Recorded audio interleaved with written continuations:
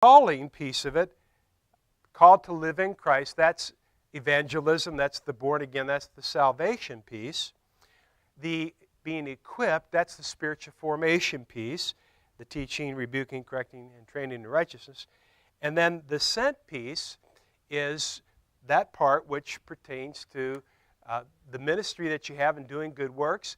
It also pertains, Jesus said, a new command I give you, love one another. All men will know you are my disciples if you love one another. So it's neighbor love. It includes neighbor love. And then in John, that's John 13, 34, and 35.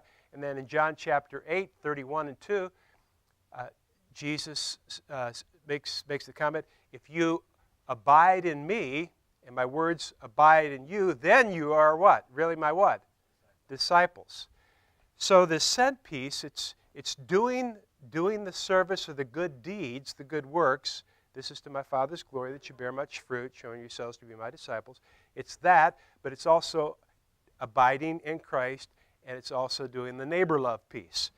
And then also, if you would turn to Mark chapter 12, verse 29 to 31, and you know this text.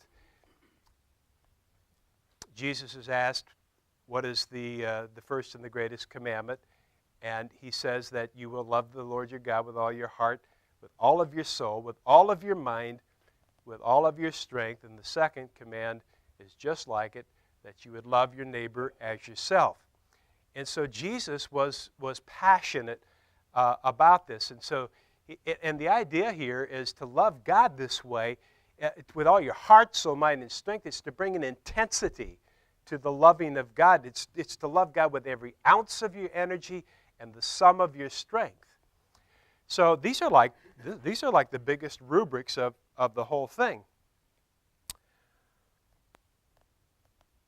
Now, in your packet, you have a sheet of paper that looks like this.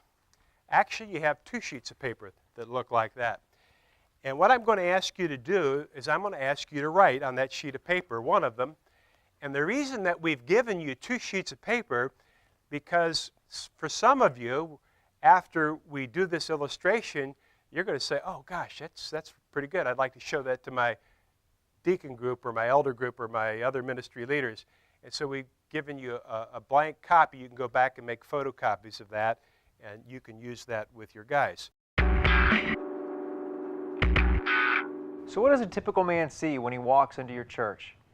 Well, he sees a whole lot of things going on. Look at this page in your workbook that has all these different things that might be going on in the typical church. You know, he walks in and he sees the preaching and the teaching going on in church services and Sunday school classes. He sees conversations going on and hears lessons about being a godly father and acts of social justice, and there's small groups going on. There's all these different things going on, and it's really difficult for a guy to figure out sort of what the most important thing is, or how can he make his way through. Well, here's what we would say, that the point of our churches needs to be discipleship. Let me show you why. Let's look at these middle 9 items on this worksheet. You might even want to draw a square around them and circle each one of these items. If you think about it, these are really the outcomes that we're looking for among our men. We want men who worship God. We want men who share their faith. We want men who care about the poor and the oppressed and who are good stewards of their time, talents, and treasure. But you know, like Jesus said in the Great Commission, he said go and make disciples. He didn't say go and make worshipers or tithers or great dads or evangelists. Now, does Jesus want those things? Well, of course he does. But what Jesus knew was that if we built disciples, then we would get worshipers, we would get great dads, we would get stewards and workers of social justice and those kinds of things. So what I want you to do on your worksheet is go ahead and draw an arrow out from discipleship to all of these other things. And this is what we mean when we say that discipleship is the portal priority. When we build disciples, we get these other things. Well, what about these items around the outside of the chart? Well, draw circles around those, and these items are the things that are your methods for actually building disciples. So of course we're gonna have preaching, we're gonna have teaching, We're going to have Bible studies, and guys are going to study the Bible on their own in private study. We're going to have mentoring and seminars and small groups, all these different activities that are going on. But we need to be careful that these activities focus on building disciples. So draw an arrow now from the outer items, these methods, into discipleship.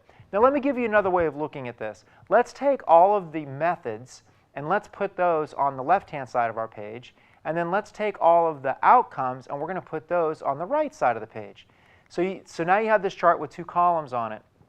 Now let's take one of these outcomes. Let's take stewardship for an example.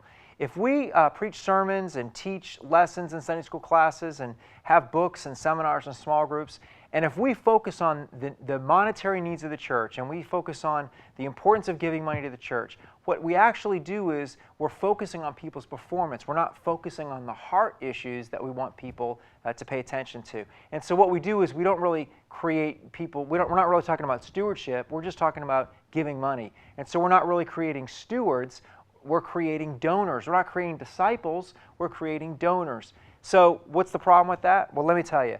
If you have a donor, every time you need something, you have to convince them all over again. But when you have a disciple, that's a person who has a relationship with God and a relationship with his neighbor. So here's what that looks like. So instead of focusing on performance, focusing on the act of giving money, we're going to focus on building disciples. We're going to focus on helping people build their relationship with God, loving God with all their heart, mind, soul, and strength, and loving their neighbor as themselves. Now, when they have these key relationships in place, their relationship with God and their relationship with their neighbor, then when they're presented with a need, or where they understand what the needs of the church are, what the needs for missions are, the needs for their community, they don't respond out of a sense of obligation. Instead, they're responding out of the overflow of their hearts. And this is what it means to build a disciple. And this is what it looks like when you're doing all those activities with a focus on men's hearts, a focus on building their relationship with God and their neighbors, a focus on building disciples. So this is why we say that discipleship is the portal priority for all the ministry in your church. It needs to be focused on building disciples. I remember reading Billy Graham about Billy Graham and Master Plan for Evangelism, the Coleman book, and he was once asked about if he was the pastor of a large church in a major metropolitan area, what would be his plan? Well, you would think, well, okay, we'll organize this citywide crusade and we'll get these counselors. You know what he said? He said, well, I think what I would do is I would probably gather around me, maybe a dozen men or so, and over a period of 2 or 3 years, I would just pour into those men everything that I had learned, and then I would challenge them at the end of that time to go out and get their own groups and pour into them. And I was thinking, that sounds really familiar. And now, please help me welcome back the president of Man the Mayor, David Delk.